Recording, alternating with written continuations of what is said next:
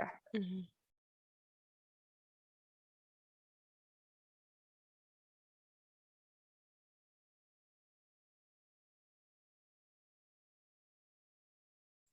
I realize it's automatically recorded, so let's see. Oh.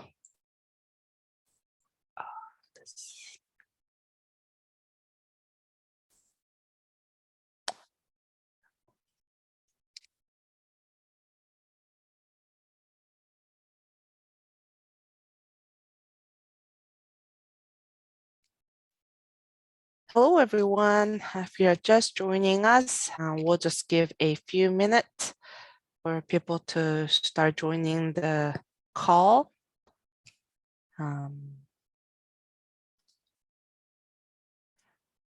In the meantime, I'm sure you all got the message, but just let you know the session is being recorded currently.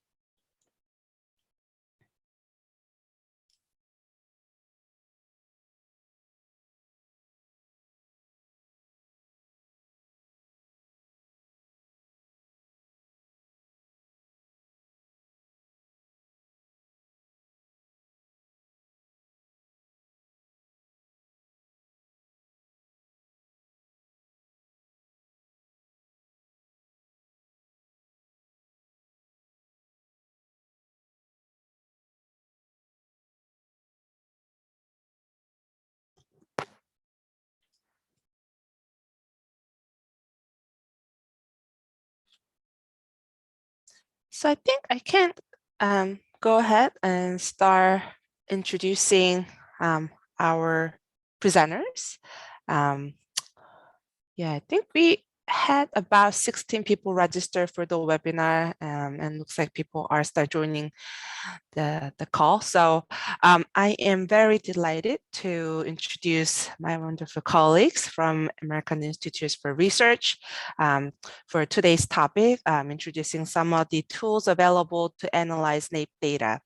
So we have Dr. Ting Zhang. She is a senior researcher and scientist at psychometrician at AERA, and she's a project director for the NCES Data R project and EdSurvey, and she'll be presenting the EdSurvey to us today. Dr. Paul Bailey is also a head statistician for the EdSurvey development team, and he has been a fabulous resource for all of us. Lastly, Alison Filbey is a research assistant at American Institutes for Research, and she will present the NAEP Data Explorer and other NAEP data tools available at NCES website. So during the presentation, all presenters, including myself, will turn off the camera and then they'll share their screen. If you have any questions, please post them on the Q&A session. We'll try to answer them during the live session as much as possible. And if needed, we'll make the answers available at the end of the webinar. And all the webinar presentations will be recorded and the links will be available shortly after the webinar. So here it is, Dr. Zhang and Bailey. All right, so let me share my screen first.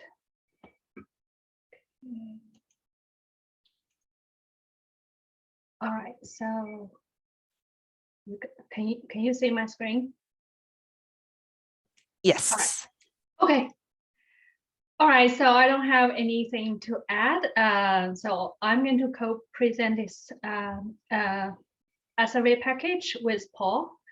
So first of all, I would like to thank Jasmine and AERA NAEP SIG providing this opportunity to the EdSurvey team to present this package. EdSurvey, it's an R statistical package that we have been developing for NCES to analyze large-scale assessment data, including NAEP. So Emmanuel Sekali at the NCES direct this project, but today, unfortunately, he cannot make this presentation, this webinar. So in this presentation, on behalf of the EdSurvey team, Paul and I will present an overview of the EdSurvey R package in the context of the NAEP data analysis. So before we talk about the package, I would like to go over some background about NAEP data and why we need special software such as EdSurvey to analyze this data. So NAEP involves two main special assessment designs. First of all, the sampling design. So at the sampling side, NAEP employs a complex, multi-stage, clustered sampling design, meaning that the sampling involves multi-stages with schools selected first, then students. Overall, the sampling process is random in nature, but the probability of selecting schools and the students varies depending on school size and other characteristics. Therefore, in the data analysis, sampling weights need to be used to adjust the unequal probabilities in the sample selection. In addition, cluster effect is another important consideration for NAEP data analysis. So in NAEP, student sampling occurs through clusters. That is, some students selected from the same schools or same classrooms, and therefore they have more similar characteristics than those sampled randomly. Because of this, the sample random sampling for calculating standard error of estimates that we learned from our Stats 101 is not appropriate for NAEP data analysis. So in practice, NAEP uses jackknife replication method or Taylor series method to adjust the clustering effect. The second special design is a NAEP assessment design. So as most of you know, NAEP employs a matrix sampling design of items in which each sampled student takes only a portion of the test item. This design increases complexity for estimating student performance. Using traditional methods such as CTT or IRT for generating student proficiency scores can lead to biased estimates of population parameters. So in NAEP, we use a plausible value technique for proficiency estimate and their variance estimation. Both designs require special software to handle unique characteristics from NAEP data, including the sampling weights and the plausible values. So in NAEP community, free tools are supplied by assessment institute such as NCES to allow the researchers to analyze, access and analyze large-scale data set, accounting for complex sampling design and the use of plausible values. These free tools, including the NAEP Data Explorer, which my colleague Alison Filbey will talk about it later. And also we have other free tools such as AM and WESVA. However, if data merging, cleaning, and manipulations are needed, researchers always have to rely on commercially available software packages such as SPSS, SAS, Stata before importing the data into these free tools I just mentioned, such as AM and WESVA. So there are limitations about using those tools. First of all, analysis must be carefully planned. Second, some free tools are manual driven that do not create a shareable code. Third, some tools have limitations in the type of the statistic analysis that they can support. So then I'm going to talk about why we created this EdSurvey package in the environment of the R.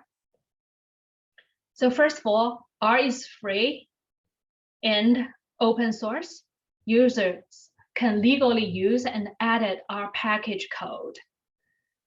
Second, R is extensible. It has a large variety of contributed packages, and almost every day it expands its functionality. Third, it's a programming language that yields outcomes that can be reproduced by other analysts through shareable code. And finally, not lastly, it's a robust ecosystem that not only allow users for data analysis, but also data visualization, reporting, or developing some online tools. For example, right now we're using R to write to generate an ebook about how to using EdSurvey to analyze NCES data. And even these slides I'm just sharing with you were made by R Markdown. So in general, R can meet various demands of researchers. Then why EdSurvey? So we designed EdSurvey as a one-stop shop for public data downloading, data processing, manipulation, and analysis. The package minimizes memory footprint by only reading in required data. The analytic functions in EdSurvey take care of complex sampling design and plausible values automatically behind the scene when running analysis. Therefore, the programming is relatively simple. For example, a regression with 20 plausible values and 62 replicate weights require only a few lines of the code. And it's flexible. It allows for data manipulation inside and outside of the package. So finally, we keep expanding the functionality of EdSurvey. For example, we recently just added the support for NAEP long-term trend data. And we also added a direct estimation function to analyze NAEP data. Overall, our goal is to meet the needs of all analysts of various levels of expertise. So next, my colleague Paul will walk you through the functionality that we provided in EdSurvey for NAEP data process and analysis. Paul. Thanks, Ting.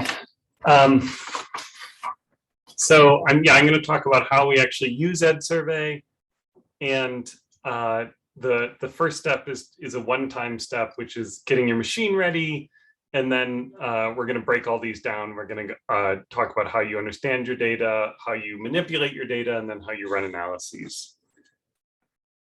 On the next slide, the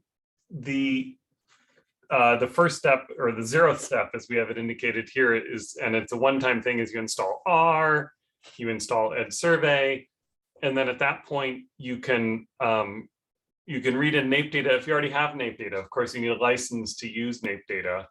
So that's an important step. You can use the NAEP primer, which is available online. We actually Emmanuel Sakali put that into a package so that you can use the NAEP primer directly from EdSurvey. You can use that data, but that you can't run analyses that you draw any conclusions from. It's just NAEP-like data that's available for you to get an idea of how NAEP data works. So you can use this read NAEP function. You point it to the file where your NAEP data is located because you have a license or you have the NAEP primer. And then you have your data read in. The next thing you're going to do on the next slide is you're going to wonder, well, what exactly do I have here? And so you can look at the code book. Looking down at the bottom under example functions, we have this show codebook function that allows you to see all the variables on NAEP data. And when you open up when you crack the code book on a NAEP data file, you realize there are so many variables available. You're going to want a little bit more of a guide than that. So it'll print off the plausible value variables that are available, the weight variables that are available. In the case of NAEP, as far as I know, that's always just the one full sample weight and then the replicate weights. You can also search for a particular string. So if I'm interested in something about lunch, I can search for the text lunch, and that'll look through the variable names and the variable descriptions to see if I can find, what variables are available. I usually try a couple different things in a couple different ways of searching. And then when I find a variable, usually my first question is what levels are available of that variable. So you can look at that. And then you can also summarize a variable or see some descriptive statistics about a variable with these summary to and EdSurvey table functions. From there, you kind of know what's going on. So you have your variables picked out, you're ready to run your analyses. If you're an R expert, you can just use EdSurvey to get the data from the NAEP or whatever survey you're using, and knock yourself out with all the tools you're used to. If you want a few, we provided a few tools to just keep things in EdSurvey, renaming and recoding variables, subsetting. And then when you're done with all your data manipulation, you may need to do this rebind attributes function if you want to do analysis in EdSurvey. And so now you're all ready to do your analysis, and you can now calculate achievement levels or percentiles, correlations, gaps. So that's comparing. There's lots of different kinds of gaps. It can be through time. It can be different populations. It can be different. So it can be different geographies or by a covariate. I'm probably forgetting some. And so the gaps are typically published for NAEP and along all those different categories. It can be multiples of those. It can be through time, comparing two populations through time. And you can also run a regression or a binomial regression. So that would usually be a survey item. And then two things that are a little more education data specific. There's a function to run the regression that accounts for all the subscales. So it runs the subscales all at the same time. And so you get 5 regressions in the case of NAEP math. You would so that's another, so multivariate regression is what that's called. And then you can also run mixed models on your NAEP data. So accounting for the fact that students are nested in schools, for example.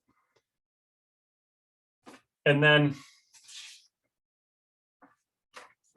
bringing it all together, we've talked about how you can go from, you've got nothing installed, you install EdSurvey, you can figure out what's going on with your data in EdSurvey. You can do some light data cleaning in EdSurvey, or do you can use R as it is to do data cleaning. That's what it's great at.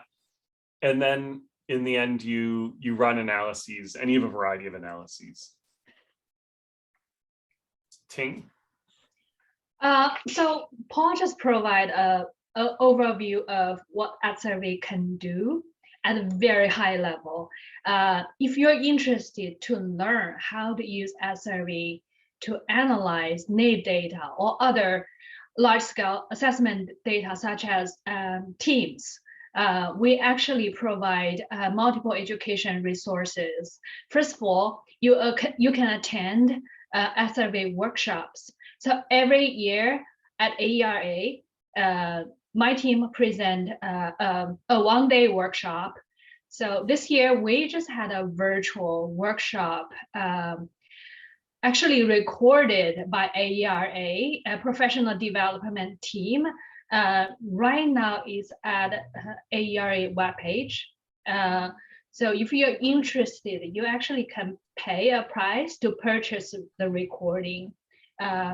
To learn how to analyze NAEP and Teams data using EdSurvey. And of course, next year we also sending a proposal to have a similar workshop conducted at AERA. So stay tuned. if you want to have some hands-on experience with us. You can also access our technical documentations through our EdSurvey website, or in the R environment. Once you load the EdSurvey package, you can question mark the specific functions of EdSurvey, for example, the gap, and then the R will pull up a help documentation, a manual about that specific documentation, show you the details about the function and some examples you can use to run the analysis. So other ways to do it is you can type in the code we showed on these slides in the R environment to pull out the technical documentation of EdSurvey. So our package EdSurvey is still expanding. We're adding more functions and will support more large-scale assessment data. For example, we're adding a draw plausible value function, and will enable IRT modeling in EdSurvey in next year also. If you would like to use any functions that is currently not available in EdSurvey, you can send us a request through emails or our EdSurvey GitHub. We'll consider that. So I think the next slides, I'd like to have my colleague Paul to talk a little bit about our families, EdSurvey families. Yeah, thanks, Ting. So EdSurvey is the umbrella package that this falls under, but there's also several others that could be interesting to those interested in this type of data, so large-scale assessments. One is over on the left, the WeMix package is a weighted mixed model. So it fits essentially a hierarchical linear model accounting for survey weights. So that's available on CRAN. You can install that and use it. There's also the WCore package that'll calculate weighted correlations that are relevant for psychometrics, so polychoric, polyserial. And then there's a package DIRE that we developed for doing direct estimation, which is where it gets its name. And so that's I fit a latent model in the IRT space on my data, so I have regressors in the latent model. In order to do that, we needed to have all the NAEP IRT parameters available. So we also have the NAEP IRT parameters package, and then also the primer package that I previously mentioned. So these are all a bunch of packages that are part of the EdSurvey family and help people analyze these types of data. And then I'll just finish off, or we'll finish off by mentioning you can contact us ideally at our GitHub website with questions or comments. And there's also an email address, and you can email us down at the bottom directly. Emmanuel being a great first contact for email, but you can also email Ting and myself directly if you have a more technical question. And then there's also an NCES website directly for asking questions of us. So thank you for your time. Thank you, Ting and Paul. And I think, Alison, we can transition to you to discuss a little bit more about NAEP Data Explorer. And one question for Ting and Paul. So for other packages, if you attend like a one-day training at these conferences, do you guys discuss those other packages as well, or is it just for the main EdSurvey? We generally talk a little bit about them. Certainly, if somebody who's interested in it, we could talk about it more. Got it. Next year at NCME, we're going to present a workshop about how to use the DIRE package to do direct estimation for NAEP data. So I think that's something, the training will be sometime in April. Right. Thank you. Mm-hmm. Can everyone Thanks, see Jordan. my screen? Yes. Awesome.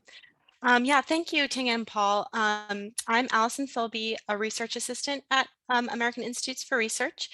And as my colleagues mentioned, EdSurvey is a great resource for analyzing NAEP data using a statistical software package.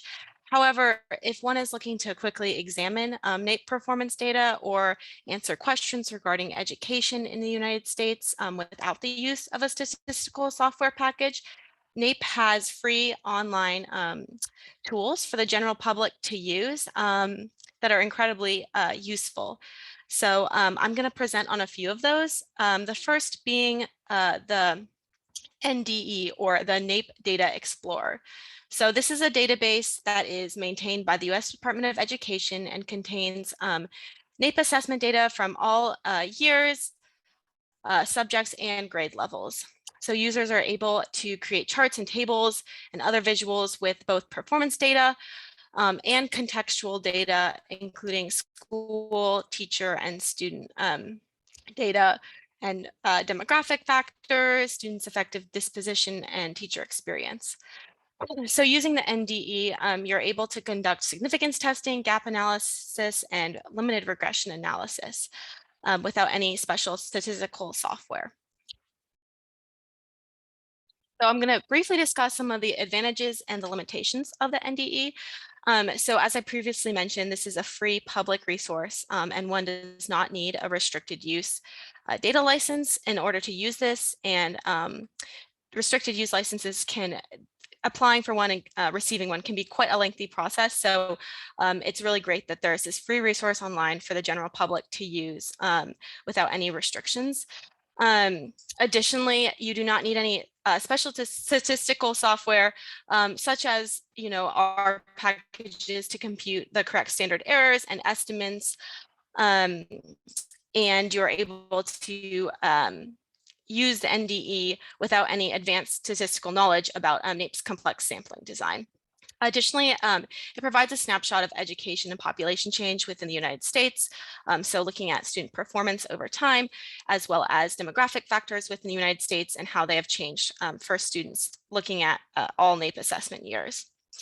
And finally, the NDE data is available immediately with the nation's report card report that comes out with each assessment, whereas other NAEP data and NAEP data packages and files become available after the NRC. So NDE data is immediately available, which is incredibly useful if you're looking to examine the newest data that NCES has. Some limitations that are associated with the NDE include that you aren't able to customize your analytic sample, so you can't exclude certain students that, for example, like have missing data. And additionally, you cannot use continuous variables in analysis, as all variables are categorical except for the student scores. So I'm going to briefly go through the general steps for analyzing data from the NDE, and then I'm going to show you the interface, as I think that might be easier for us to just walk through it together.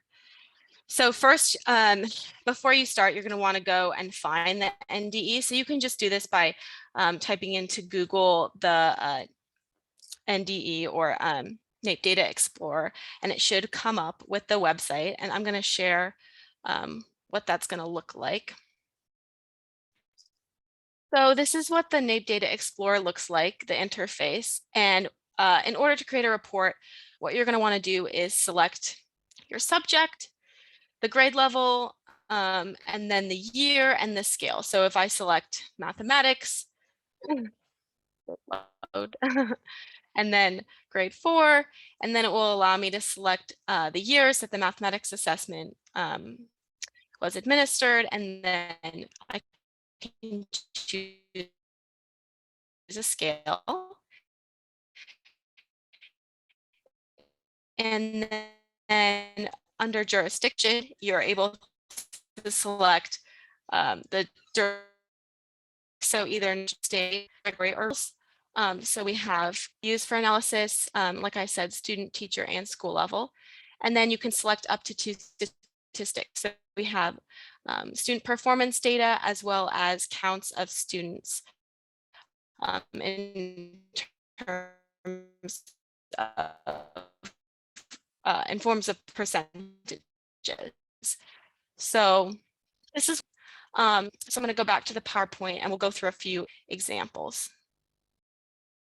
So yeah, and then you can create the report and any subsequent significant tests, charts, gap analysis, and then export the results into a desired format if you would like to.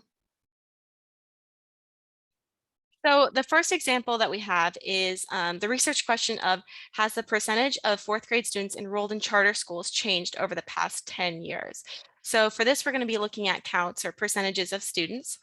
So as you can see, I've selected my subject, which is mathematics, grade 4, the years that I'm looking at, which is a 10-year scale. And then for the jurisdiction, I selected national, and for my variable, I clicked school identified as charter. So this is under the major reporting groups, school factors.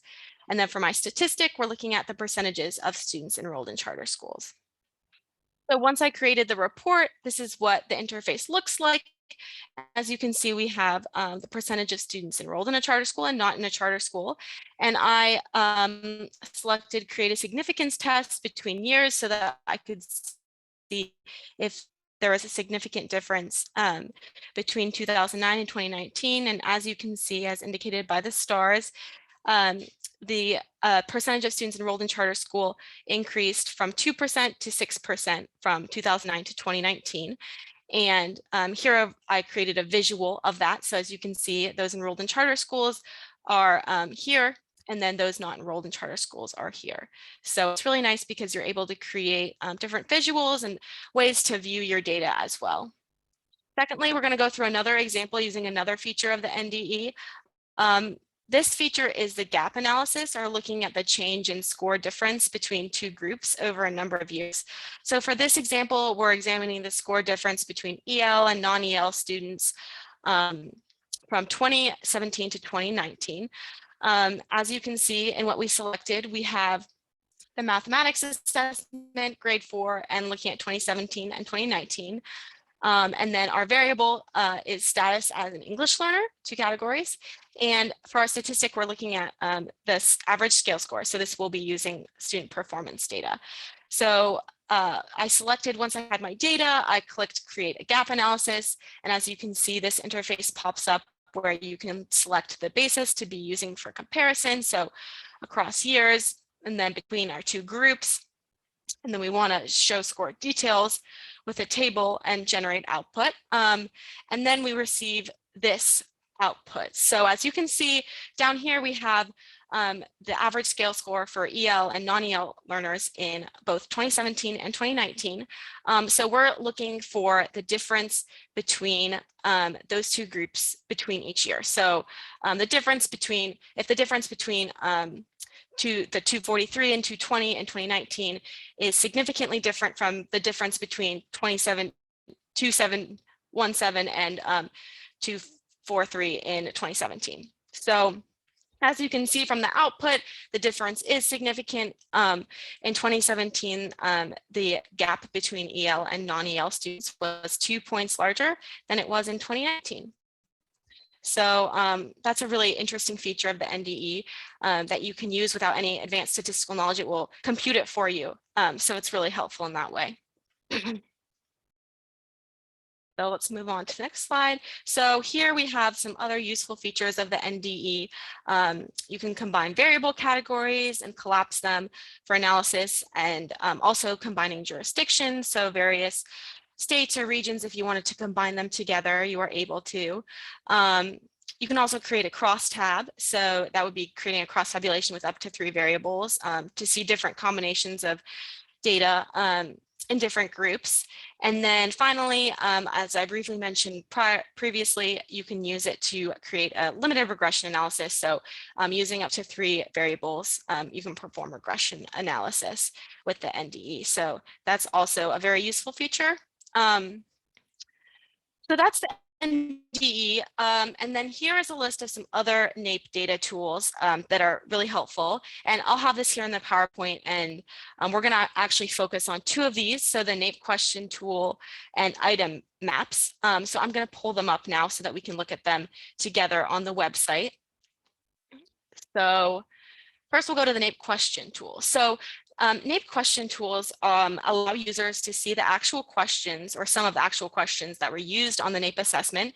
So you're able to select an assessment, grade, and a year or years, and the types of questions that you want to see. And you'll be able to see all of the released questions from the assessment in that given year selection. So it's a really great resource to see the types of questions that students answer on the assessment.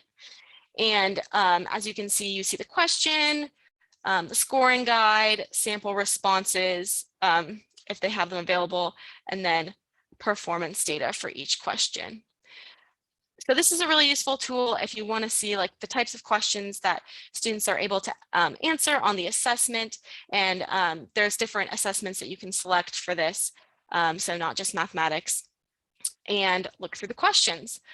And then finally, I wanted to show the NAEP item maps. So the NAEP item maps are tools that help provide a snapshot of what students are able to do at certain scale scores and the ability and skills that they should have around these scale scores. So it kind of provides context of what NAEP is actually measuring and the types of skills and abilities that students have when they receive certain scale scores or are around certain achievement levels. So it highlights the various skills that are tested on the NAEP assessments and the questions that they should be able to answer. So as you can see, we're looking at mathematics, grade 4 in 2019, and we have different scale scores as well as the NAEP achievement levels and certain skills that students should be able to do at each scale score or around each scale score level. So that's really interesting too. And then as you can see, we have the different content classifications and what types of skills there are. And for this, again, you can select different assessments, different grades, years, and also see it by select student groups performance on the assessment end. So that's a really interesting tool to use too if you're interested in learning more about the NAEP assessment and what NAEP is actually measuring. So yeah, and I'm going to just go back and show you some resources if you're interested in learning more. So here are some important links. We have all NAEP data tools, which can be found at nationsreportcard.gov/data_tools. And the NAEP Data Explorer help page can also be helpful if you're having problems using the NDE. And then the distance learning dataset training is a resource that NCES has for all data sets that they have. So that could also be a resource that you could use. And then finally, the NDE does have some YouTube tutorials. So if you go to the Nation Reports Cards YouTube channel, you can also find more resources, but I just cited some that I found particularly helpful. So testing for statistical significance, analyzing based on students' race and ethnicity, and combining categories and data for analyzing NAEP results. So that's all I have on NAEP data tools. Thank you for listening. And if you have any questions, feel free to ask or put them in the chat. Thank you, Alison. So I know we have a small group today, and I haven't really got any questions yet, but for those of you who joined us today, if you have any questions, this is time to ask. In the meantime, thank you all the presenters for your presentations. And again, I think the NAEP Data Tools page is a very powerful resource because a lot of times it may not do the fancy analysis that we all like to do, but it does provide a very quick snapshot of what the data tell us. And even before you start doing all the long journey of doing data analysis, you can at least tell whether what you are trying to investigate is actually going to work based on NDE results. And also the NAEP question tools and the item maps do give you a additional context to interpret the results, and then the score scales that NAEP uses for the assessment performance data. I think that is all for me. I don't know, Ting, Paul, if you guys want to add one final thoughts before we close the webinar.